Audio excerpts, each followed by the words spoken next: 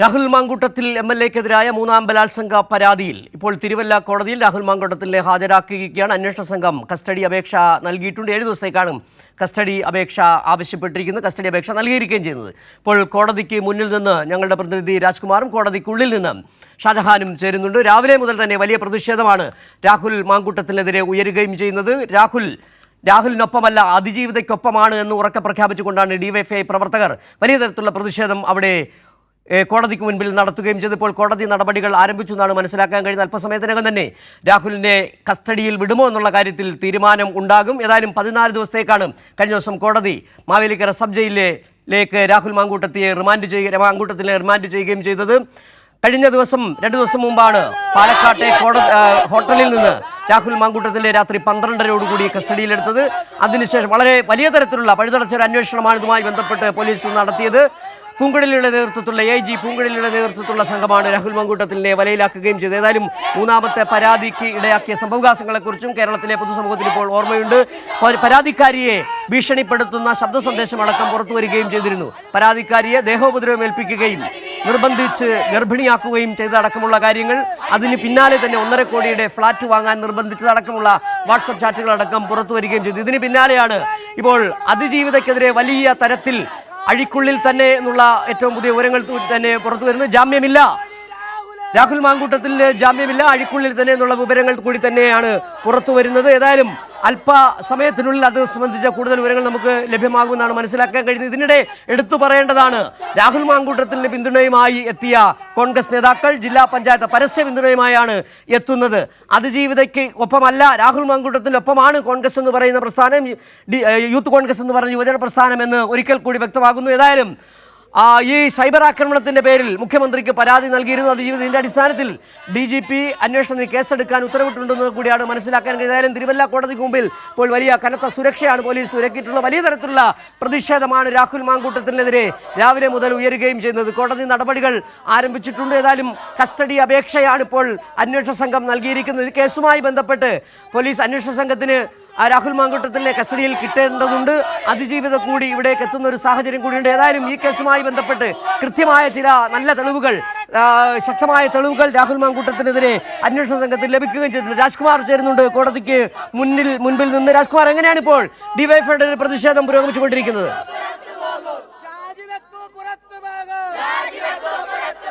സിജു, ഇപ്പോൾ SFIയുടെ നേതൃത്വത്തിലുള്ള പ്രതിഷേധ മുദ്രാവാക്യങ്ങളാണ് ഈ കേട്ടുകൊണ്ടിരിക്കുന്നത്.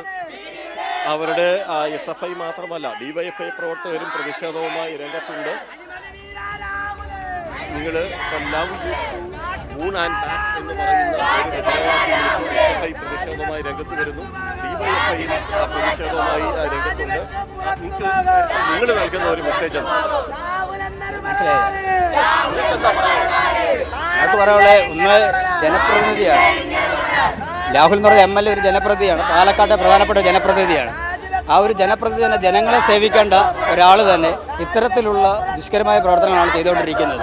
ഇത് ഈ നാട്ടിലെ സ്ത്രീജനങ്ങളെ ആപ്പാടെ അപമാനിക്കുന്ന തരത്തിലേക്കുള്ള ഒരു പ്രവർത്തനമാണ് ഇദ്ദേഹത്തിൻ്റെ ഭാഗത്തുനിന്നുണ്ടാകുന്നത്. ഇത് 3ാമത്തെ കേസാണ്. ഈ 3 കേസിൽ ഒരേപോലെയുള്ള പ്രവർത്തനമാണ് ഇദ്ദേഹം ചെയ്തിരിക്കുന്നത്. ഇദ്ദേഹത്തെ ഇനിയും പുറത്തു വിട്ടാലും ഇതേ പ്രവർത്തനം തന്നെയായിരിക്കും ഇദ്ദേഹം തുറന്നുകൊണ്ടിരിക്കുന്നത്. അത്തരത്തിലുള്ള പ്രവർത്തനം DYFIയും SFI അനുവദിക്കുകയില്ല എന്നുള്ളതാണ് ഞങ്ങൾക്ക് പറയാൻ വേണ്ടിയിട്ടുള്ളത്. ഇതിനെ ഏത് തരത്തിലുള്ള പ്രതിഷേധം ഞങ്ങൾ മുമ്പോട്ട് പോകും. രാഹുൽ എവിടേക്ക് ഇറങ്ങുന്നു അവിടെ എല്ലാം DYFI SFI എന്ന നിലയിൽ ഞങ്ങൾ ഉണ്ടാവും. ഒരുപാട് അതിജീവിതകൾ ഇപ്പോൾ വീണ്ടും ഇപ്പോൾ 3ാമത്തെ പരാതിയാണ് കിട്ടിയിരിക്കുന്നത്. ഇനിയും ഏറെ ഉണ്ടെന്ന് പറയുന്നു. ഇനി അവർക്ക് വരണം. നിങ്ങൾ അവരോടെന്താ നിങ്ങൾക്ക് പറയാനുള്ളത്?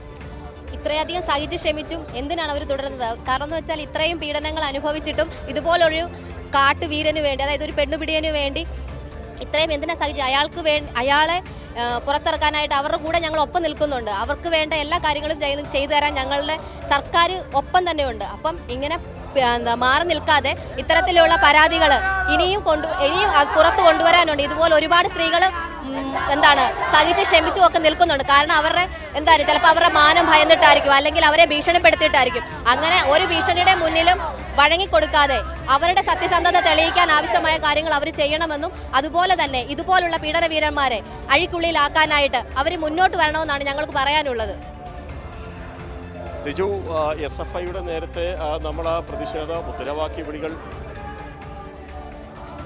ആ വിളികൾ നമ്മൾ കേട്ടു. അത് വളരെ അവര് രാഹുൽ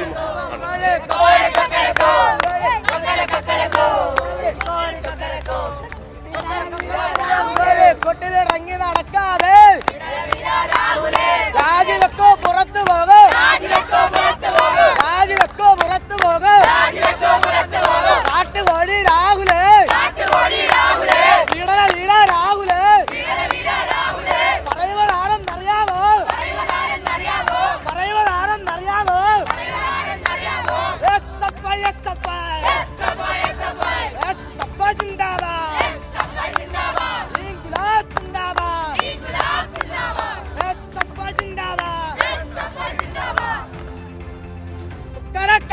പൂവങ്കോള്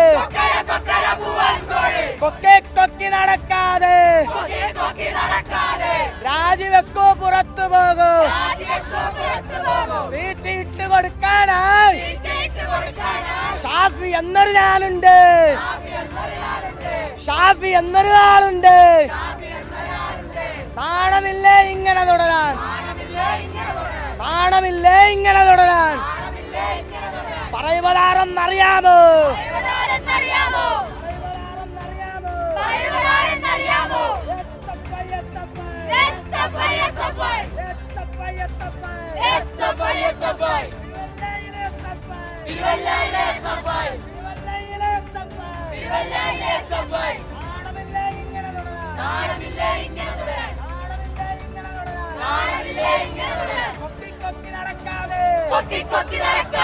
കൂട്ടിൽ കയറിയിരുന്നൂടെ, കൂട്ടിൽ കയറിയിരുന്നില്ലെങ്കിൽ കൂട്ടിൽ കയറ്റിയിരുത്തും ഞങ്ങൾ, കൂട്ടിൽ കയറിയിരുന്നില്ലെങ്കിൽ കൂട്ടിൽ കയറ്റിയിരുത്തും ഞങ്ങൾ.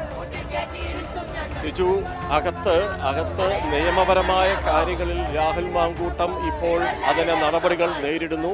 പുറത്ത് ഡിവൈഎഫ്ഐ അതുപോലെ SFI ഉൾപ്പെടെയുള്ള യുവജന വിദ്യാർത്ഥി സംഘടനകളുടെ പ്രതിഷേധം ഇരമ്പുകയാണ്. കഴിഞ്ഞ ദിവസങ്ങളിൽ ഈ രാഹുൽ മാങ്കൂട്ടത്തിനെതിരെ വന്ന ആദ്യ പരാതി മുതൽ തന്നെ ഇതിൽ ഡിവൈഎഫ്ഐ ഉൾപ്പെടെയുള്ള സംഘടനകൾ പ്രതിഷേധവുമായി രംഗത്ത് വന്നിരുന്നു. പ്രതിഷേധത്തില്ലാത്തത് ഈ UDFന്റെ വിദ്യാർത്ഥി സംഘടനകളും യുവജന സംഘടനകളും മാത്രമാണ്. ഇതിൽ നിന്ന് അതായത് കോൺഗ്രസിൽ നിന്ന് പുറത്താക്കി എന്ന് ഇവർ പറയുമ്പോഴും ആ പുറത്താക്കിയിട്ടുണ്ടെങ്കിൽ എന്തുകൊണ്ട് അവർക്ക് രാഹുൽ മാങ്കൂട്ടത്തിനെതിരെ പ്രതിഷേധവുമായി വരാൻ കഴിയുന്നില്ല? ഞങ്ങളുടെ പാർട്ടിയുമായി യാതൊരു ബന്ധവുമില്ലാത്ത ഒരാൾ ഇപ്പോൾ MLA സ്ഥാനത്ത് ഞങ്ങൾ എങ്ങനെ രാജിവെക്കാൻ ആവശ്യപ്പെടും? ഈ ചോദ്യങ്ങളൊക്കെ ഉന്നയിച്ചുകൊണ്ട് ഇവർ രക്ഷപ്പെട്ടു പോവുകയാണ് കഴിഞ്ഞ കുറേ നാളുകളായി. ഇതിൽ നിന്ന് അവർ ഒരു ഇഞ്ച് പോലും ഈ രാഹുൽ മാങ്കൂട്ടത്തിനെ തള്ളിപ്പറയാനും തയ്യാറാകുന്നില്ല. അതൊരു പക്ഷേ ഭയം കൊണ്ടായിരിക്കും. സിജു, ശരി, രാജ്കുമാറാണ് തിരുവല്ല കോടതിക്ക് മുമ്പിൽ നിന്നുള്ള വിവരങ്ങൾ നൽകിയത്. ഏതായാലും രാഹുൽ മാങ്കൂട്ടത്തിനെതിരായ മൂന്നാം പരാതിയിൽ അന്വേഷണ സംഘം കസ്റ്റഡി അപേക്ഷ തിരുവല്ല കോടതിയിൽ നൽകിയിരിക്കുകയാണ്. തിരുവല്ല കോടതിയിൽ നടപടിക്രമങ്ങൾ ആരംഭിച്ചിട്ടുണ്ട്.